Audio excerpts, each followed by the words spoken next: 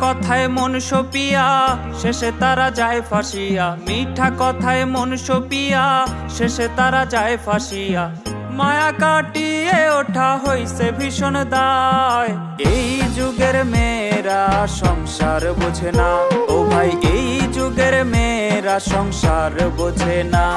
তারা পরের ছোঁয়া লাগায় গায়ে আপন খোঁজে না, তারা পরের ছোঁয়া লাগায় গায়ে আপন খোঁজে না। এই যুগের মেয়েরা সংসার বোঝে না, ও ভাই এই যুগের মেয়েরা সংসার বোঝে না।